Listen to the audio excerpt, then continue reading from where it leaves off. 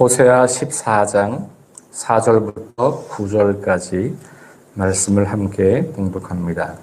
내가 그들의 반역을 고치고 기쁘게 그들을 사랑하리니 나의 진노가 그에게서 떠났음이니라. 내가 이스라엘에게 이슬과 같으리니 그가 백합화 같이 피겠고 레바논 백향목 같이 뿌리가 박힐 것이라. 그의 가지는 퍼지며 그의 아름다움은 감람나무와 같고 그의 향기는 레바논 백향목 같으리니 그 그늘 아래에 거주하는 자가 돌아올지라. 그들은 곡식같이 풍성할 것이며 포도나무같이 꽃이 필 것이며 그 향기는 레바논의 포도주같이 들리라. 에브라임의 말이 내가 다시 우상과 무슨 상관이 있으리요 할지라. 내가 그를 돌아보아 대답하기를 나는 푸른 잣나무 같으니 내가 나로 말미암아 열매를 얻으리라 하리라.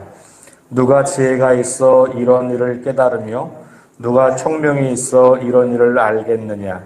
여호와의 도는 정직하니 의인은 그 길로 다니거니와 그러나 죄인은 그 길에 걸려 넘어지리라. 아멘. 네, 이제 호세아의 마지막 장면을 우리가 함께 읽었습니다. 4절 말씀 보니까 아주 중요한 단어가 하나 등장하는데 고친다라는 단어예요. 그러니까 하나님께서 이스라엘의 반역을 고치신다 이렇게 나와 있어요. 이 14장은 회복과 관련된 이야기인데 회복의 주체가 누구냐? 하나님이신 거예요. 물론 우리가 우리를 회복하려고 하는 노력을 하는 게 있어요. 그럼에도 불구하고 그 출발은 하나님에게 있다. 그러니까 구원의 주도권이 누구에게 있냐? 이건 하나님이 하시는 일이잖아요. 그러니까 하나님의 은혜가 없다면 우리가 아무리 하나님 앞에 오려고 해도 그것은 불가능하단 말이에요. 그게 되지 않죠. 깨어진 하나님과 우리 사이의 관계의 회복은 하나님이 먼저 그 일을 시작하셨기 때문에 우리가 할 수 있는 반응이 의미가 있는 거거든요. 마찬가지로 하나님께서 이스라엘 백성들을 고치시겠다라고 말씀을 하고 있는 거예요. 그러니까 이스라엘 백성들을 보면 소망이 없는데 하나님에게 소망이 있는 거죠. 자기들의 모습, 자기들의 자격, 자기들의 공로로는 도무지 고침을 받을 만한 사람들이 아닌데 오히려 멸망받고 다 사라져버릴 것 같은 존재인데 이들이 회복될 수 있다. 그 출발점이 하나님의 마음, 하나님의 태도, 하나님의 행동, 하나님이 주도권을 쥐고 있는 거예요. 그러니까 전적으로 하나님의 주권에 달려있다. 우리 이제 그런 말 많이 하잖아요. 그럼에도 불구하고 그 안에 우리가 해야 하는 반응들이 분명히 있기는 하지만 어쨌든 출발점은 하나님이 행하시는 일이다. 이 회복도. 그래서 내가 그들의 반역을 고치겠다 이렇게 이야기를 해요. 그런데 고치는 것의 대상은 뭘 고치는 거죠?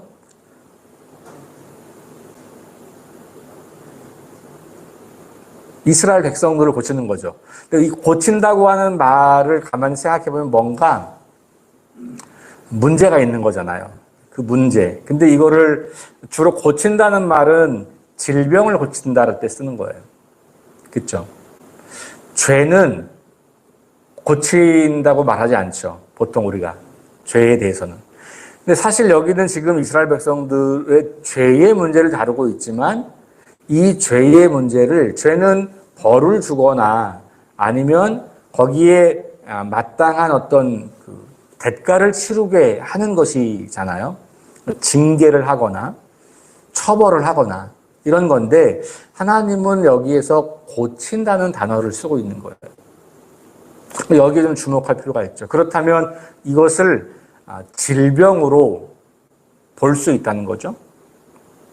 그러니까 죄에 대해서 하나님은 이 사람들을 징계하고 심판하고 이런 것들을 쭉 하지만 그게 잘 통하지 않는다는 것을 이제 아시잖아요. 그래서 이걸 고치겠다라고 하는 말로 그렇게 바꾸어서 이야기를 하시는 거예요. 그런데 그 고치는 것에 치료제가 뭐냐? 예를 들면 이 고친다고 하는 게 이제 치료행위라고 하면 그 치료행위를 하는 치료제가 뭐냐? 그 바로 뒤에 나와 있는 거예요. 그게 뭐냐면 기쁘게 사랑한다라는 거예요. 기쁘게 그들을 사랑하리니. 우리에겐 참 이게 잘 안 맞는 표현이에요. 왜냐하면 끊임없이 반역하고 끊임없이 우리를 등지고 끊임없이 우리를 모욕하는 대상에게 사랑하겠다? 그것도 기쁘게, 물론 여기 번역에 기쁘게라고 되어 있습니다만 여기에 있는 이 기쁘게라고 하는 말의 원어적인 의미는 기쁨이라기보다는 기꺼이 이런 말이에요. 기꺼이 혹은 자유롭게 이런 말인데 여긴 두 가지 의미가 있어요. 하나는 일방적으로 하나님이 사랑한다라고 하는 의미예요. 그러니까 저들은 배반하고 계속 돌아서지만 하나님은 기꺼이, 그럼에도 불구하고 기꺼이 그들을 사랑한다. 그러니까 첫 번째는 하나님의 일방적인 그런 사랑을 말하는 거고, 두 번째는 그 사랑이 어떤 것도 하나님의 사랑을 제한할 수 없다라는 의미예요. 기꺼이 하겠다고 하는 말은 그 어떤 반대에도 불구하고 하겠다는 거거든요. 할 수 없다. 그러니까 하나님이 이 일방적으로, 주도적으로, 그리고 힘이 약해지지 않으면서 이스라엘을 사랑하겠다. 그러니까 하나님께서 이스라엘을 고치는 그 방법을 변함없는 사랑, 주도적인 사랑, 하나님의 일방적인 사랑으로 그들을 고치겠다고 말하는 거예요. 그리고 오늘날도 일반인들도 사람을 변화시키는 가장 강력한 힘은 사랑이라고 이야기 많이 해요. 자녀 교육을 하는 전문가들의 이야기를 들어봐도, 혹은 뭐 어떤 사람들의 그 행동을 변화시키려고 하는 이런 사람들의 이야기를 들어봐도 행동 자체의 변화보다도 인격과 인격이 진실하게 만나서 그 관계가 형성되고 그 안에서 사랑을 깊이 경험하면 그러면 사람들은 변하더라. 이런 이야기를 일반인들도 많이 해요. 그런데 그 사랑의 원형을 우리는 성경에서 만나는 거예요. 그게 바로 하나님이 우리를 사랑하시는 그런 모습이에요. 그걸 여기서 기쁘게라고 하는 그 단어 안에서 우리가 찾아볼 수 있는 하나님의 마음인 거죠. 그러면서 나의 진노가 그에게서 떠났다 이렇게 이야기해요. 13장까지만 해도 막 하나님의 진노하심, 하나님의 분노, 하나님의 심판 이런 것들에 대한 이야기였잖아요. 그런데 14장은 분위기가 완전히 달라져서 하나님께서 마음을 돌이키시고 이제 이들을 고쳐야 되겠구나. 그 고치려고 하니까 이들을 변함없이 사랑해야 되겠구나. 누군가 나를 정말 사랑한다고 하는 믿음이 생기면, 누군가 나를 정말 사랑한다는 신뢰가 생기면 인생이 달라지는 거. 그런 경험을 하나님을 믿는 우리들이 하는 거잖아요. 하나님 때문에 내가 사는 거고, 하나님의 사랑 때문에 내가 자존감이 높아지고, 하나님의 사랑 때문에 내가 나를 사랑하고 사람들을 사랑할 수 있는 것. 하나님의 사랑 때문에 모든 사람들이 용납되고 용서받고 사랑의 관계로 들어오는 것. 그것이 하나님 나라잖아요.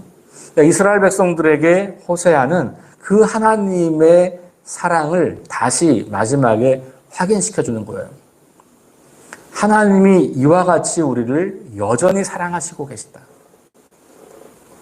너희들이 계속해서 하나님을 반역하고 떠난다고 하더라도 하나님의 사랑은 변함이 없다.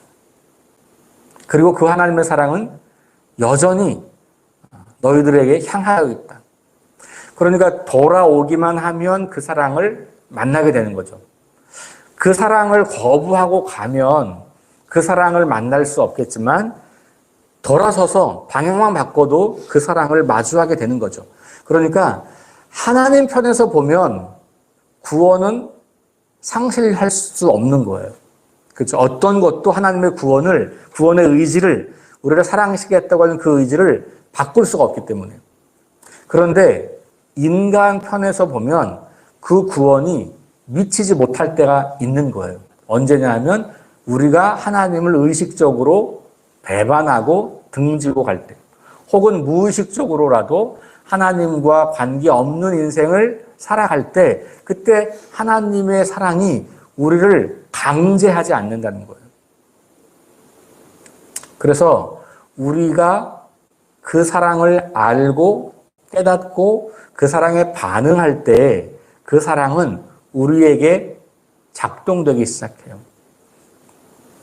그래서 이스라엘 백성들에게 지금 호세아는 심판의 경고를 쭉 했지만 다시 마지막에 그 하나님의 그 심판의 경고가 너희를 미워서 그런 거거나 이런 게 아니라고 하는 것을 다시 확인시켜주면서 그럼에도 불구하고 하나님이 너희를 향하는 그 사랑의 마음은 변함이 없다.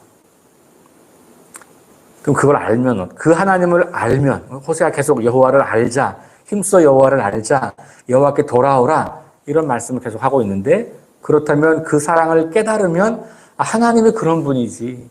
하나님은 정말 우리가 끝없이 반역을 해도 계속해서 끈질기게 우리를 사랑하시는 분이지라고 하는 게 정말로 믿어지고 그게 정말로 내가 하나님이 그런 분이라는 걸 알게 되면 그 사랑에 반응하는 거죠.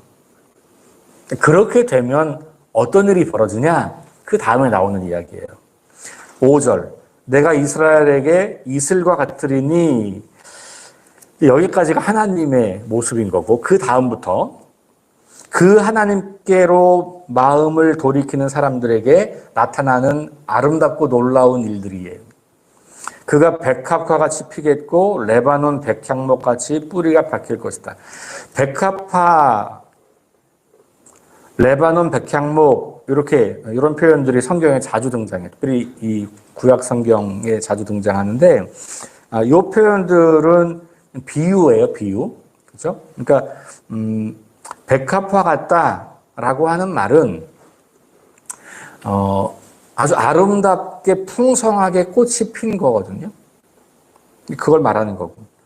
백향목 같이 뿌리가 박히는, 그것도 레바논의 백향목. 그 당시 가장 좋은 나무라고 보시면 돼요. 성경 시대에 가장 좋은 나무, 레바논 백향목. 근데 그 특징이 뭐냐면 뿌리가 깊게 내리는 거예요. 그러면 여기서 말하고 있는 것은 풍성함이에요. 자, 이제까지 호세아가 이스라엘 백성들을 계속해서 경고했던 것은 너희가 풍요의 신을 따르고 있다는 거였잖아요. 그죠? 바알이라고 하는 풍요의 신. 그런데 지금 이 레바논의 백향목, 그 다음에 백합화 이런 이야기들을 통해서 호세아가 하고 싶은 얘기는 진짜 풍요로움을 누가 준다? 하나님이 주신다는 거예요. 그러니까 너희들이 이제까지 섬겼던 바알신, 아니면 너희가 막 의지하려고 했던 아수르, 애굽, 강대국이 너희를 풍요롭게 하는 게 아니다. 너희를 정말로 풍요롭게 할 수 있는 대상은 너희를 끝없이 사랑하시는 그 하나님 한 분밖에 없다는 사실을 다시 이야기해 주는 거죠.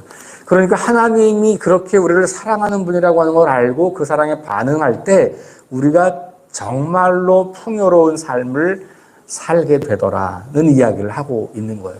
그런데 그 앞에 이슬 같다 그랬잖아요. 근데 이슬이라는 게 뭐 그렇게 풍성한 물이 아니잖아요. 그런데 이제 이 팔레스타인 지역, 특히 이스라엘 쪽은 4월부터 10월까지가 건기예요.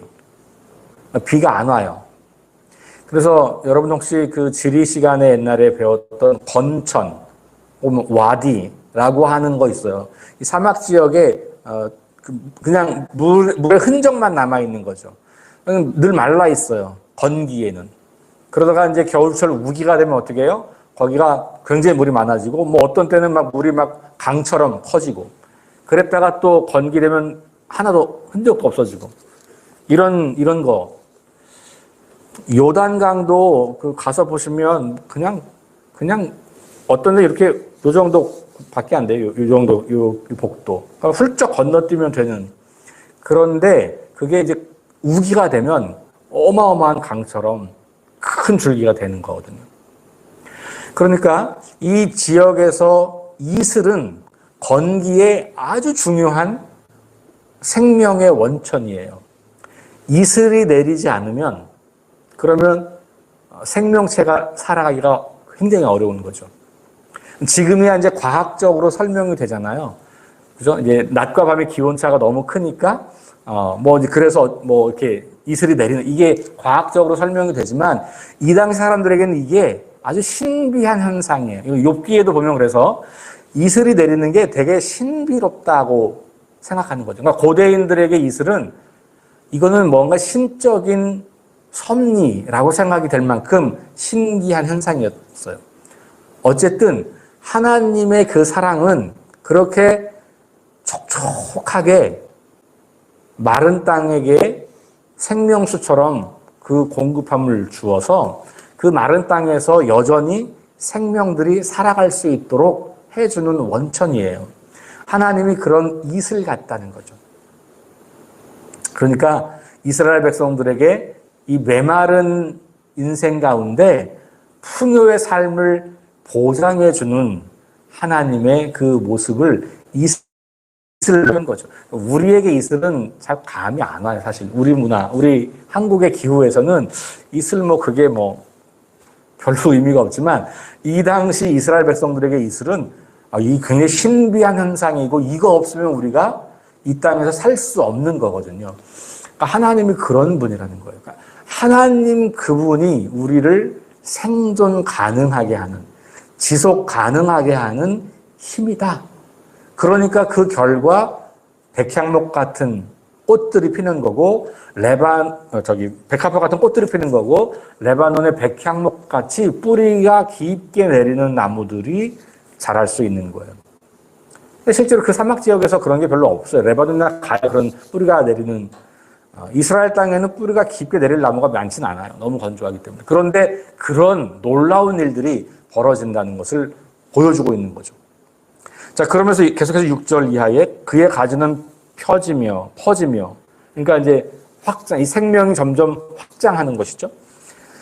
자라는 거예요. 그의 아름다움은 감람나무와 같고, 감람나무 우리가 지금 말하는 올리브예요. 올리브. 그러니까 올리브는 이 당시에는 기름을 짜가지고 그걸로 이제 식용으로도 쓰고 치료용으로도 쓰고, 그렇죠? 그 다음에 이제 음식을 만들 때도 아주 중요한 걸 쓰고, 중동 지역은 지금도 올리브유가 굉장히 많잖아요. 그러니까 이제 이스라엘이나 이런 쪽에 가면 특별히 이제 북이스라엘 이 갈멜산 밑쪽으로는 포도나무와 올리브나무 때문에 굉장히 울창하거든요. 이 올리브나무가 이게 그 당시 그 이스라엘 백성들에게는 아주 풍요로움의 상징인 거예요. 부유함의 상징. 그러니까 이 메마른 땅, 건조한 땅에서 풍요롭게 살아갈 수 있는 것들, 그 당시의 일상의 삶에서 사람들이 느끼는 그런 표현들, 백합화, 레바논 백향목, 감람나무 이런 표현들을 쓰는 거죠. 그러면서 하나님이 주실 풍요로움, 그것을 노래하고 있는 거예요. 7절 보니까 그 그늘 아래 거주하는 자가 돌아올지라 이렇게 나왔어요. 그러니까 이 풍요로운 나무들이 되면 사람들이 다 이제 돌아오는 거죠. 여기 돌아온다고 하는 말은 역사적으로 보면 포로에서 돌아온다는 표현으로 읽힐 수도 있는 거고, 그 다음에 하나님을 떠났던 자들이 돌아온다고 하는 표현이 될 수도 있겠고, 약간 좀 이중적인 의미가 있어요. 누가 돌아오느냐, 이스라엘로 돌아오는 거냐, 이스라엘 때문에 다른 사람들이 돌아오는 거냐, 조금 혼란이 있긴 하지만 어쨌든 하나님께서 주실 풍요와 번영을 노래하고 있다. 다시 7절에 곡식같이 풍성할 것이고 포도나무같이 꽃이 필 것이고 그 향기는 레바논의 포도주같이 되고, 다시 또 나오죠. 이제는 레바논의 포도주. 구약 성경에서 포도와 포도주는 풍요로움, 기쁨, 축제 이런 걸 상징하는 표현들이에요.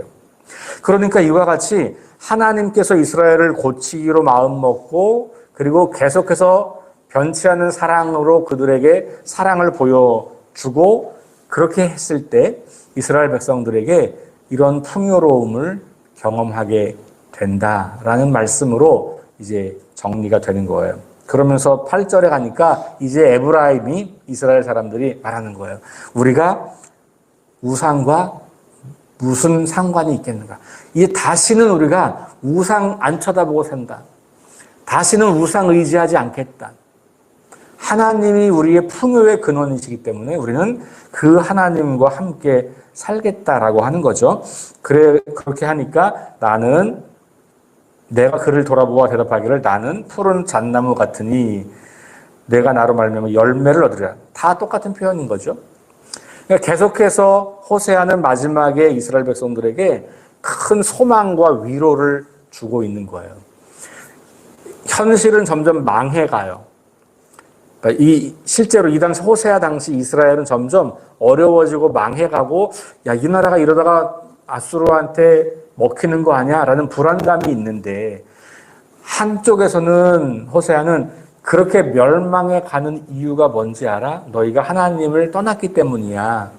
그러니 너희가 곧 그렇게 돼 라고 경고하면서도 동시에 어떻게 해요? 그런데 내게로 돌아오면 나는 너희를 끝없이 사랑하는 그런 하나님이니 진짜 풍요로움을 누리게 될 거야 라고 하는 말을 하고 있는 것이죠.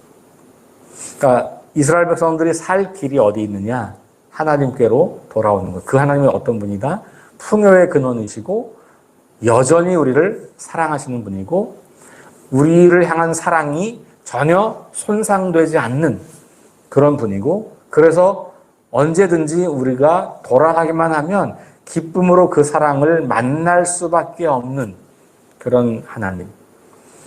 지난 5주 동안 보았던 예수님의 비유에서 아버지, 그 아들이 어떻게 행하든 첫째 아들이든 둘째 아들이든 어떤 식으로 하나님을 반역하든 어떤 식으로 아버지를 거역하든 변함없이 그 자리에서 그 아들을 향해서 팔을 벌리고 그 아들을 아들로 회복시킬 준비가 다 되어 있는 그 넓고 크신 하나님의 은혜와 사랑, 그것을 호세아도 이야기하고 있는 것이에요. 우리 호세아의 대단원의 막을 이렇게 내립니다. 우리 한 달 가깝게 호세아를 쭉 읽어보았는데 이 말씀 속에서 여러분들이 배우신 경험하신 하나님 그리고 그 하나님을 만나고 나니까 보이는 우리의 모습, 나의 실존 그 모습을 다시 하나님께로 가져가서 하나님의 사랑 안에서 풍성함을 누리며 우리의 삶의 여러 차원이 하나님이 주시는 회복을 경험하게 되는 그런 은혜가 여러분들 삶에 또 우리 교회에 풍성하게 되기를 주의 이름으로 축원합니다. 기도하겠습니다. 하나님, 호세아의 마지막 장면에서 하나님이 허락하실 풍요로움을 맛보게 하시니 감사합니다. 우리의 연약함에도 불구하고 우리의 반역에도 불구하고 끝없는 우리의 배신에도 불구하고 여전히 우리를 사랑하시고 그런 우리의 반역을 고치기 원하시는 하나님을 이 시간 만납니다. 이스라엘의 그 모습이 어쩌면 우리의 모습을 닮아 있는지도 모르겠습니다. 그러나 여전히 그런 우리를 사랑하시겠다고 말씀하시는 하나님 앞에 서니 감사와 기쁨이 넘칩니다. 이스라엘에게 이슬과 같은 존재이신 하나님, 우리에게도 그런 동일한 생명의 근원이시고 풍요의 원천이신 것을 우리가 고백합니다. 호세아가 보았던 백합화, 레바논 백향목, 감람나무, 포도주, 포도나무 이와 같은 풍성함의 상징들, 비유들이 오늘 우리에게도 동일한 은혜로 다가오기를 갈망합니다.